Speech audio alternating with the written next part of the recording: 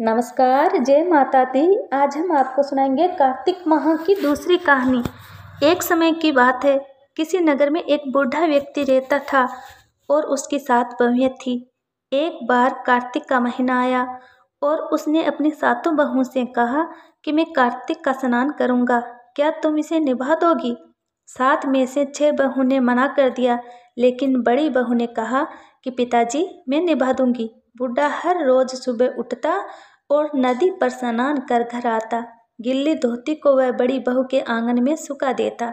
जैसे जैसे उस गिल्ली धोती में से पानी की बूंदें जमीन पर गिरती, वैसे ही वह हीरे मोतियों में बदल जाती। धोती से हीरे मोती गिरते देख बाकी 6 बहू से रहा नहीं गया और वे बोली कि हम भी बूढ़े को अपने यहाँ नहाने को बोलते हैं। उन्होंने कहा कि पिताजी, आप कल से हमारे यहाँ कार्तिक नहा लेना। बूढ़े ने कहा कि ठीक है, मुझे तो नहाना ही है, मैं तुम्हारे यहाँ नहा लूँगा। बूढ़ा सुबह सवेरे स्नान करके आया और धोती उसने दूसरी बहू के आंगन में सुखाने के लिए डाल दी, लेकिन यहाँ हीरे मोती के बजाय कीचड़ टपकने लगा।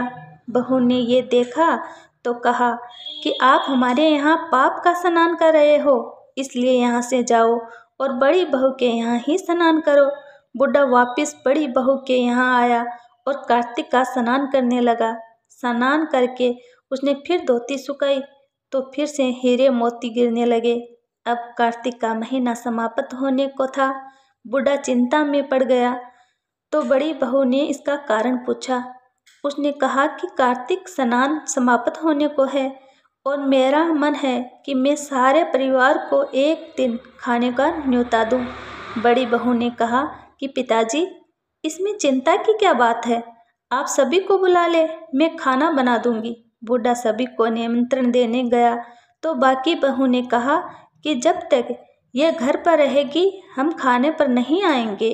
बूढ़ा फिर से चिंता में घिर गया कि ऐसे कैसे होगा और सूखने लगा।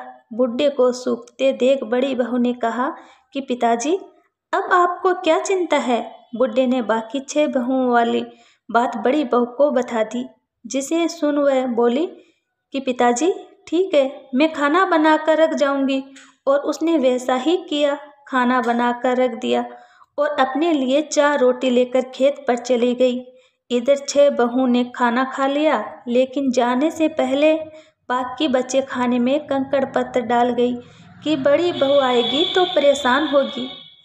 इधर खेत में बैठकर बड़ी बहू कहने लगी कि राम जी की चिड़िया, राम जी का खेत, चुग लो चिड़िया भर भर पेट। मेरे ससुर ने घर में जगह दी है और मैंने खेत में चिड़िया को बाजरा डाल वह घर आ गई। घर आई तो बुढ़ा फिर उदास बैठा था। उसने फिर पूछा कि ये उदासी क्यों, सब ठीक ठाक निपट गया ना? वह बोला कि हाँ, सब ठीक निपट गया, लेकिन वह तेरी देवरानियाँ बाकी बचे खाने में कंकड़ पत्थर व मिट्टी डाल गई। बहू ने कहा कि कोई बात नहीं पिताजी, मैं तो अपने लिए 4 रोटी फिर बना लूँगी।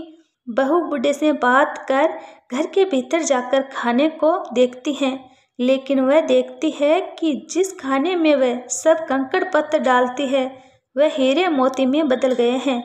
घर की जगह महल खड़ा हो गया है और धन दौलत से भर गया है।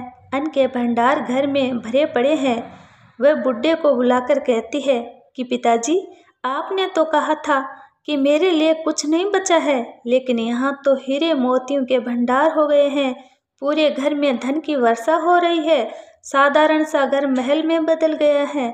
बुढ़ा सब चीज़ें देखकर बोला कि बेटी, तुमने सच्चे मन से कार्तिक स्नान सच्चे मन से निभाया था, लेकिन बाकी बहू ने पापी मन से इसे निभाया, इसीलिए कार्तिक देवता तुमसे प्रसन्न हुए और ये फल दिया।